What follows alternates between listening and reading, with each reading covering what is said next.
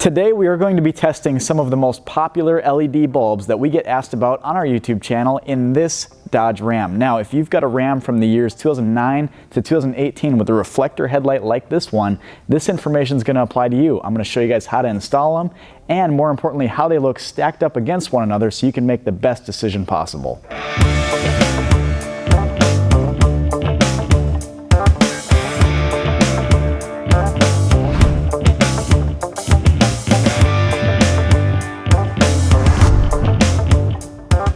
Now, the way we do the testing here is pretty straightforward. We use a digital lux meter like this one. We back the truck up about 25 feet from the wall and we test each bulb one by one, starting with halogen, starting with the bulbs that you got in this truck when you bought it, and we work our way up from there, trying to find the best, the brightest bulbs, but also the bulbs that produce the best beam pattern. The last thing you want is a super bright bulb firing on the highway with light all over the place. That's what gets you flashed, blinding oncoming traffic. That's the last thing we want. So we want a bulb that imitates that factory pattern, looks good, and is a lot brighter than stock. For this test today, we've chosen 7 different bulbs to show you guys. We've got the Nighteye bulb, the Morimoto 2-stroke, the Nineo bulb, Diode Dynamics SL1, GTR Lighting Ultra Series 2, the SV4 bulb, and we've got a generic bulb that we just picked up on Amazon. It's got these passively cooled fins.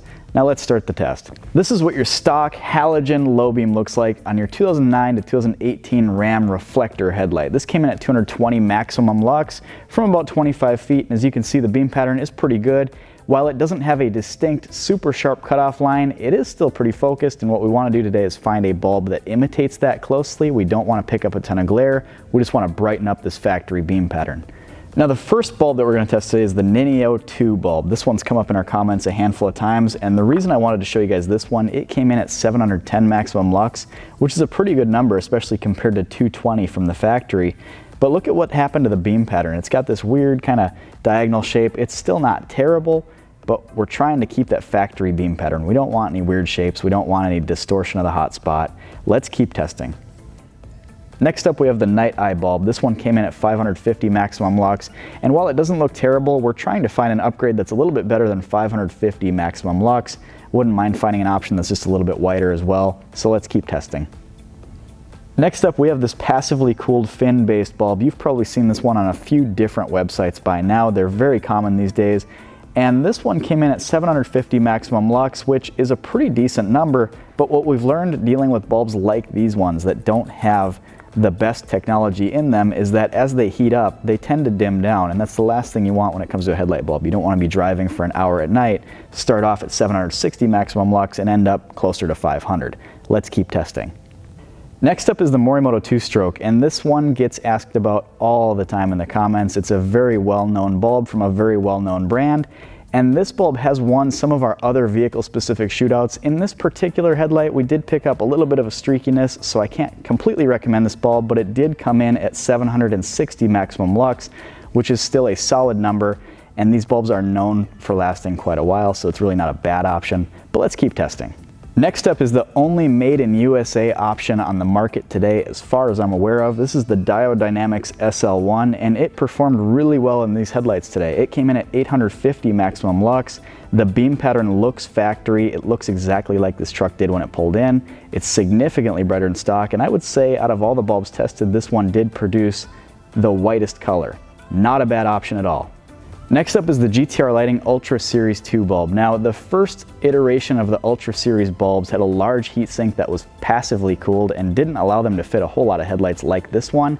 The new bulb from GTR Lighting is fan cooled, and it does fit this headlight very well. It came in at 1060 maximum lux, which is a significant upgrade over stock. The stock lux output was 220. This is insanely bright. It's got a good beam pattern. I really like this option. Now, the SV4 bulb is the one we've recommended on this channel for quite a while now, and it came in at 930 maximum lux. It's got a great beam pattern. I was surprised the GTR Lighting bulb beat it in output, but this is still a really good option, especially for these Ram trucks.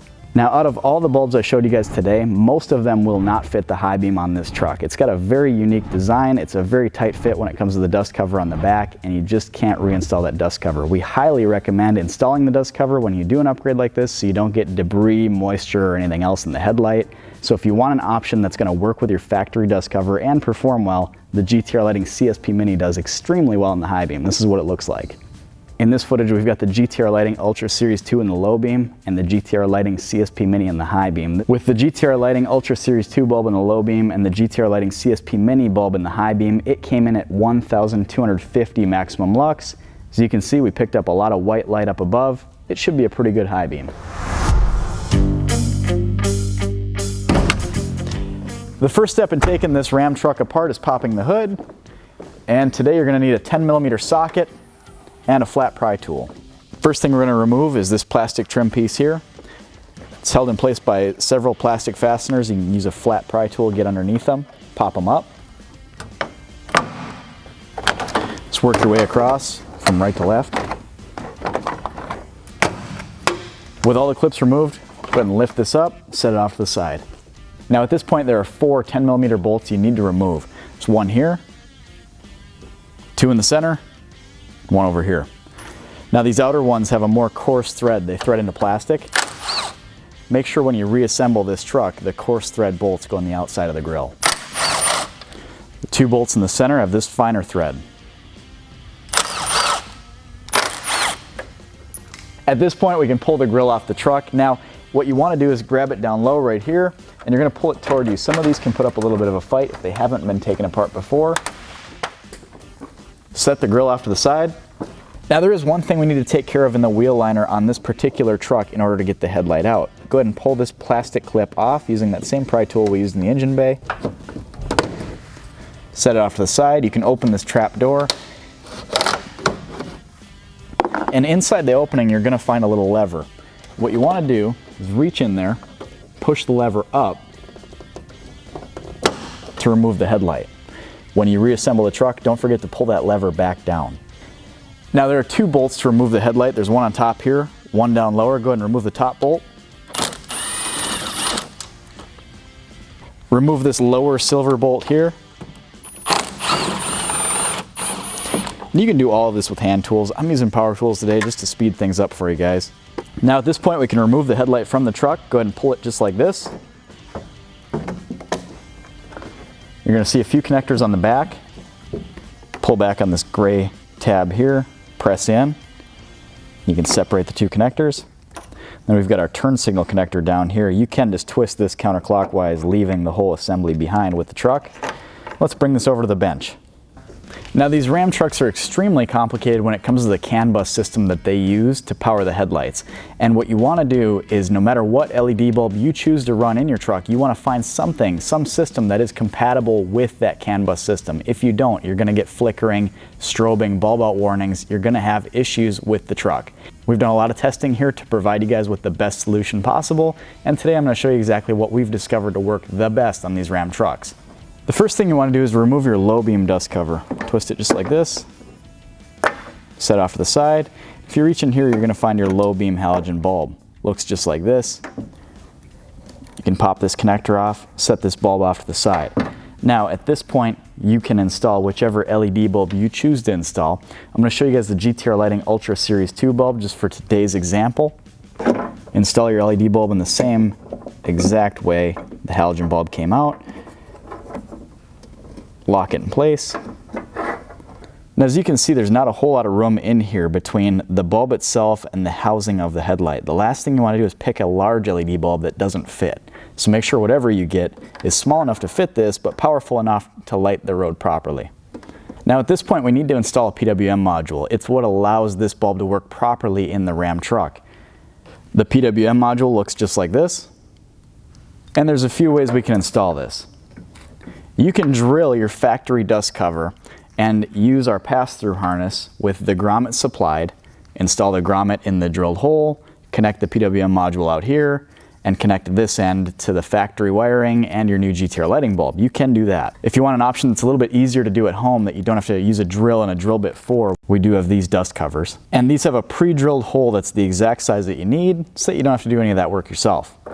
Take the O-ring off the original dust cover, install it on the new replacement dust cover.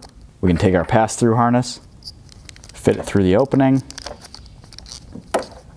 and install the grommet. This is what it should look like when it's all done. Now what you want to do is take your PWM module, connect it to the pass-through harness, just like this.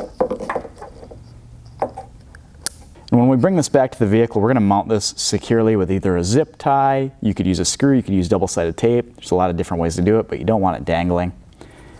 And on this end, your factory wiring connects to this plug, just like this. And this plug goes to your new LED bulb. This is about what it should look like when it's all done.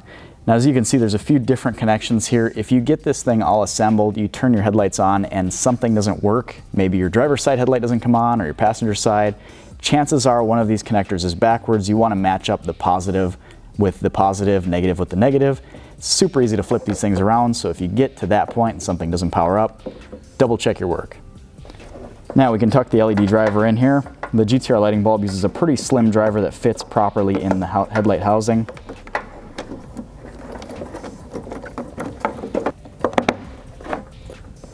As you can see, the dust cover locks in place. This is exactly how it should look when you're all done. Now the high beam is really the same exact process that I just showed you guys, but we're going to be using a different bulb for the high beam. Most of the bulbs I showed you in this shootout do not fit the high beam on these Rams. It's a very, very unique tight fit here. As you can see, it's way off to the side. Most bulbs that you can buy today do not fit the high beam on these Rams.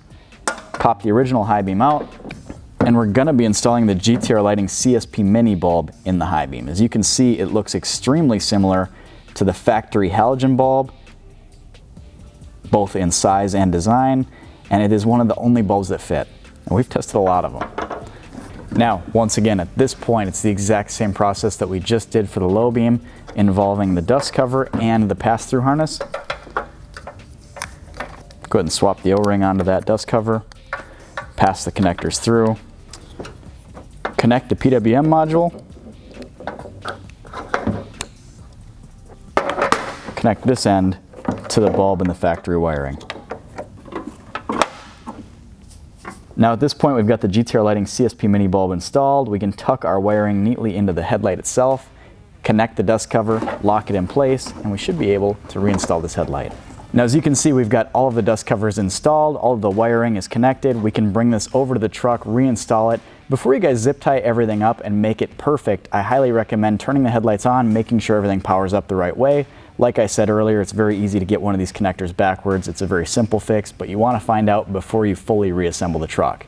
So I'm going to bring this one over, mount it in the truck, do the same thing that I just did on this headlight on the passenger side, and then we will see how much brighter these are.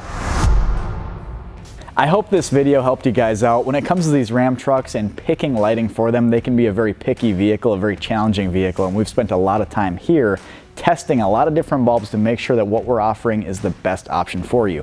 Now, we've done a lot of other videos on the rear of the truck as well, as far as reverse lights go. We've got an insane license plate frame that Xenon Depot just put out that's awesome on these things. We're doing a video on that next. So if you need bright reverse lights for these trucks or anything else, please click subscribe. We got a lot of videos coming out. You don't want to miss any of them.